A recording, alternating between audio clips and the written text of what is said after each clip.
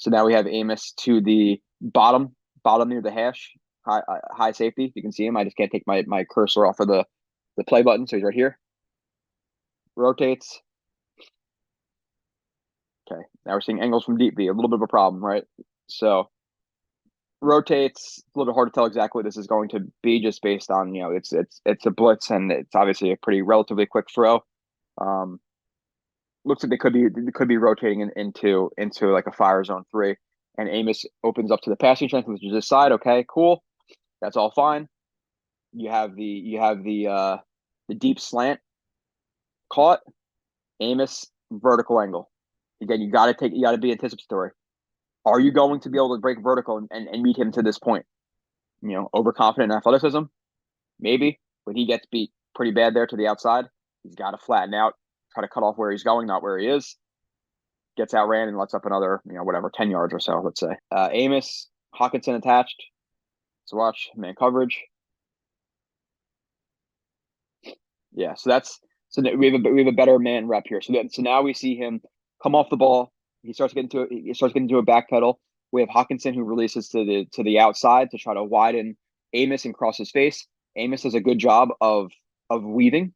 He's in a back pedal, but he's weaving. He's moving lateral, so really got good job weaving to maintain heads up to inside leverage. And even if he is a little bit outflanked to the outside, okay, fine.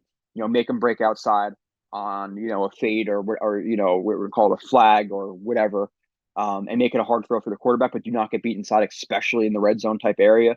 So Amos does a good job of, again, weaving but maintaining inside out relationship. Notices Hawkins, and you can tell you probably want to see him a little bit better in control of his back pedal here. His feet are a little bit wide, and as he breaks, it's a little bit clunky, and his hands come wide. So you want to see a little bit better control. But overall, again, it's a really good job with the leverage. As he notices the break, throws that quarter step, gets over top, matches him. If the ball was there, it's a pass deflection, maybe even a pick. But that's a really good job of weaving, good relationship. Good job anticipating the break. Good break, again, for his size. He has very good athleticism, at least in terms of like burst out of breaks at the minimum. So Amos speed for size, thump. Okay, so he's in man coverage on this tight end who's about to work across the line of scrimmage or work underneath the line of scrimmage. I forget if it's like a sift or if it's like a slide route, whatever it is. I think it's a slide route into the flat right here. So they probably play action slide. But let's watch. Yeah, play action slide.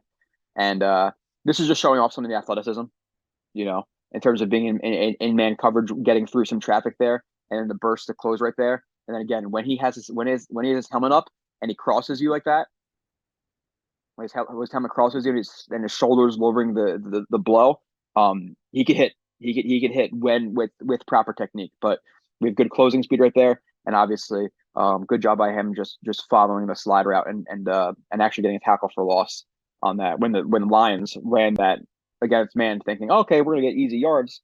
But nope, he did a good job of, again, weaving through traffic, getting through traffic, the burst, the angle. It was all pretty good there by Amos. He's right here, man coverage on Hawkinson. Yeah, this is one of those ones where we say, or well, there's a few things with this one. So um kick step stays over the top. I'm okay with I'm okay with the kick step and playing this more like soft shoe. Again, you're gonna change your press sometimes. Sometimes it's gonna be hard press. Sometimes it's gonna be soft shoe. Sometimes you have catch man. Sometimes you have off man. It's all dependent on how the player's comfortable, and even with that, you want to change it up a little bit. So kick step plays it more soft shoe. He opens his gate pretty wide right there. You probably want to see him angle off a little bit more to choke off that route or to cut off that route instead of opening up as high as he does there. Because then when he comes into contact, it's more arms instead of him being like underneath his hand in terms of his base. Working up through his base through the ground into up through his hips into his hands. So this is a little bit too much hands here. Opens, hands get on, and even at that point, this is obviously okay, right? Like this is a completely fine position to be in, but we can see Amos be a little bit grabby, like instead of like guiding the route and removing one of his hands from high and putting it on his hip and kind of pushing him inside or pushing him where he wants to go, and also feeling him break down, feeling his route break, whatever it may be. When you tend to get high, you tend to get grabby. So opens, grabs, Again, you want to see him more guide that route, hand on the hip, and ideally he's over the top a little bit more instead of just the hands. But that's super nitpicky. But matches him. Hawkinson goes to break, and you have Amos, who again is high, and he's relying a lot on those hands. You got to break down. You have to be balanced. You have to. You can have your hands on, but your hands can't be the main point of contact. You can't be hanging all over the guy. And we see in this example, he's hanging on. He draws the hold. Don't want that, and we showed that earlier in the review too, that he can tend to get a little bit grabby. Instead, he needs to be just confident in himself. Lower those hands, patch it to the hip, but you can't grab. And then after the fact, another little side note, in the scramble drill, we can see him lose Hawkinson too, something we don't want to see. Why is that? It's because he's starting to look at other things, whether it be this route or the looks back to the quarterback. Obviously, it's very hard to tell at this point because of how high the camera angle is. Looks like he's probably looking back to the quarterback here, but in general, he loses Hawkinson. Hawkinson breaks vertical for the scramble drill. Amos is no longer on it. Stafford, Hawkinson throws it, catch, ball is popped out. But based on the process, this should be a catch, and then he hit, and then a hit. So we have a hold and a play or a catch allowed by Amos. Again, I don't necessarily dislike the initial part. Creating space, that's okay. Again, ideally you angle off instead of completely opening the gate, and then we can't have the hug. Can't have the hug. Got to keep your eyes attached as well. Especially in a scramble drill, he could be breaking a bunch of different ways. It's not really it's not a route anymore. So he's just going to try to find open grass. So it's even harder to predict exactly what he's going to do. Got to keep your eyes on. Loses them. Catch allowed. Tree. Right here? Maybe? Yeah, okay. That was him.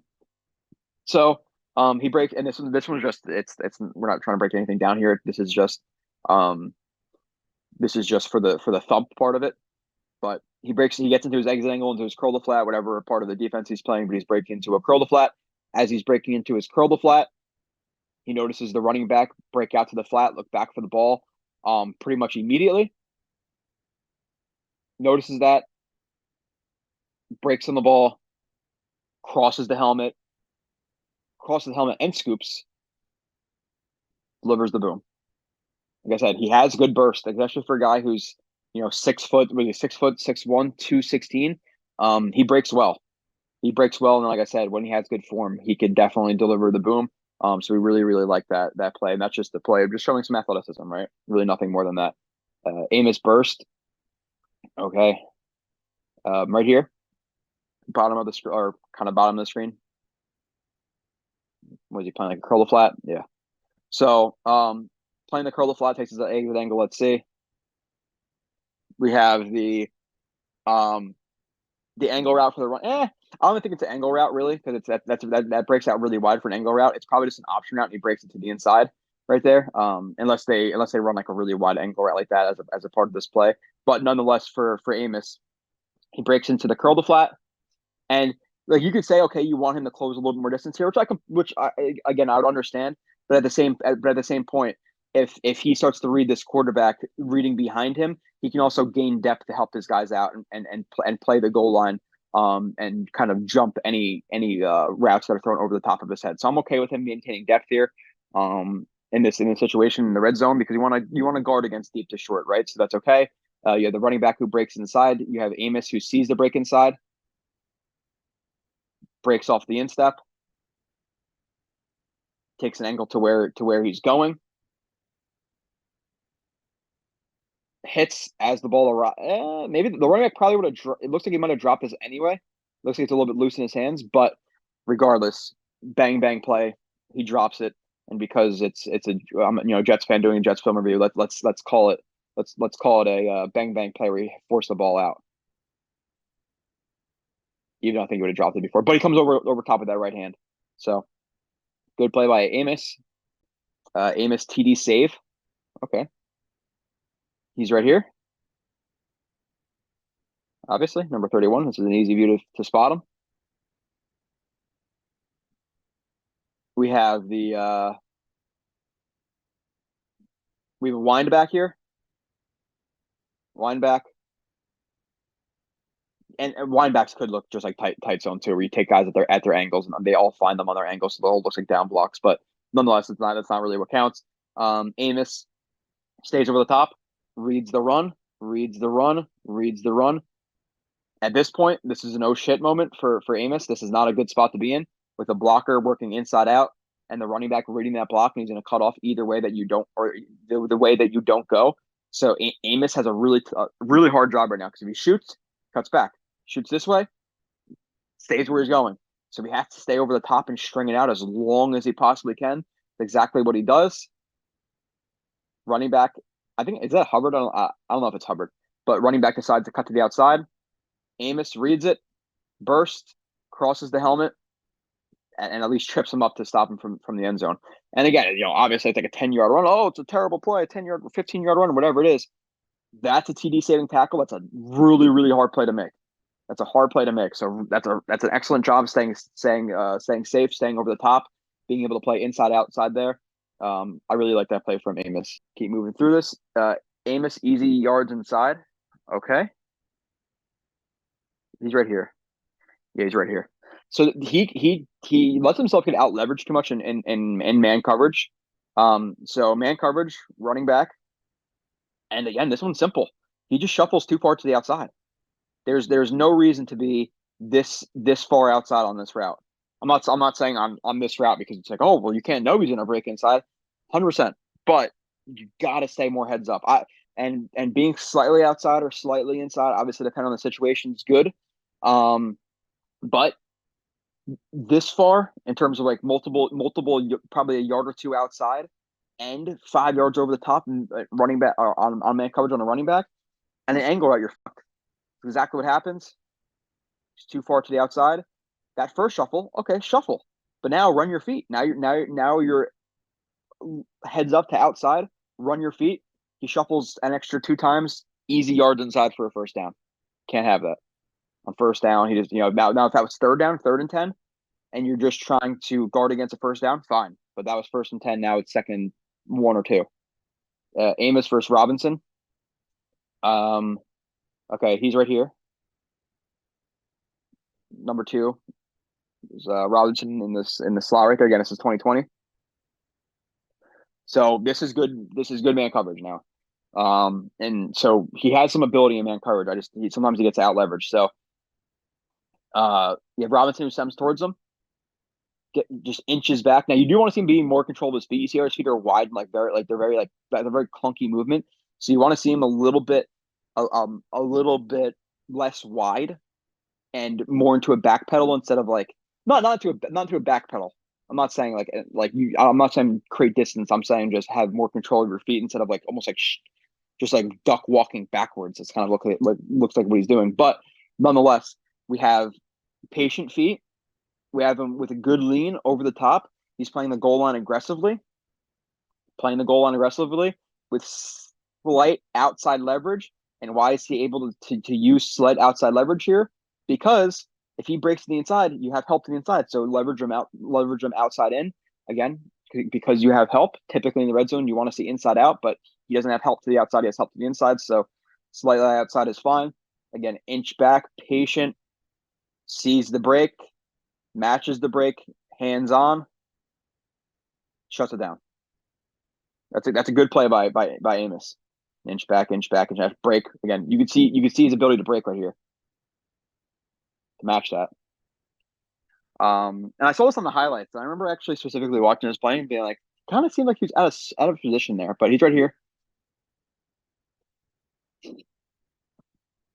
Okay. So this is one of those ones where it's a little bit broken. Like the coverage is a little bit broken. It does look like it's a 3. It looks like it's a 3, maybe like a fire zone 3 where you have 1, 2, or yeah. It's like a fire zone 3. You have 1, 2, 3 underneath, 1, 2, 3 high. So you have 21 who matches this vertical. Okay, so he carries that vertical from actually Uzama. He carries that. And then you have Amos who drives down on the crosser, right? Drives on the crosser, good idea, but what do you have to do?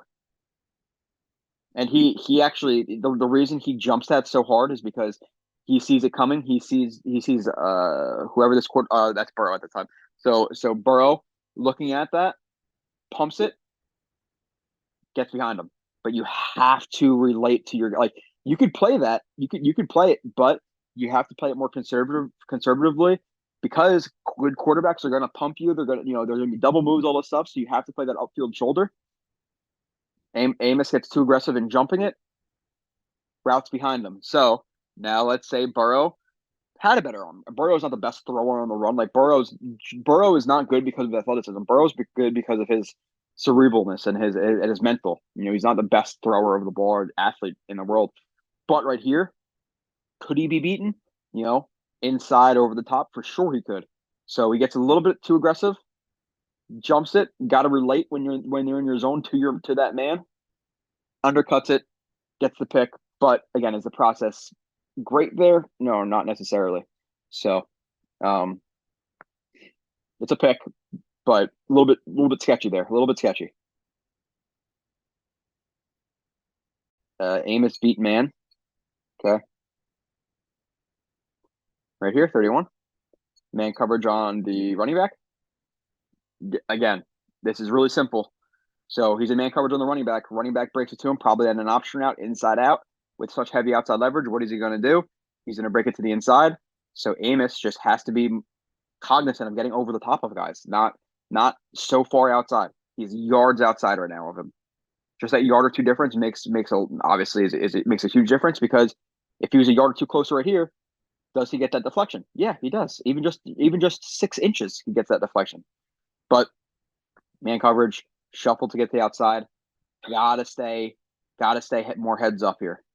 Gotta stay more heads up. Now with slight outside leverage right here, like if this outside foot was splitting your crotch, okay, that's fine. Like just slight outside leverage. But this far outside, it's gonna be really hard to match inside breaks. That's exactly what happens. And he does a really good job of again wrapping with the right, pulling himself through. And we could see his hand almost get there, but again, it's a game of this time it's inches. But you see how close his hand is there. You see there's a little black flash of his glove. It's right there. Just a couple of more inches, it's out. But because of bad leverage, he got beat. It's all that makes a difference on some plays. Just a couple of feet. Amos bad eyes. Okay. Top right here. Topmost deep safety.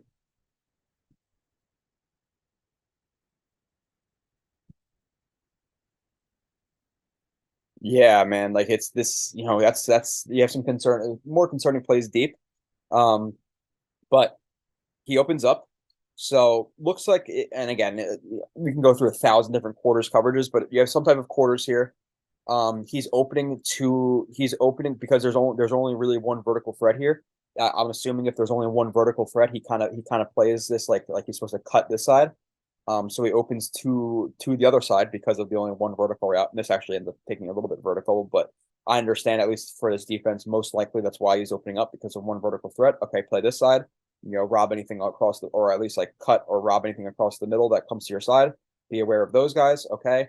His eyes are inside. He's gaining depth. His eyes are inside. He's gaining depth. His eyes are inside. He's gaining depth. His eyes are inside. He's gaining depth. Oh shit!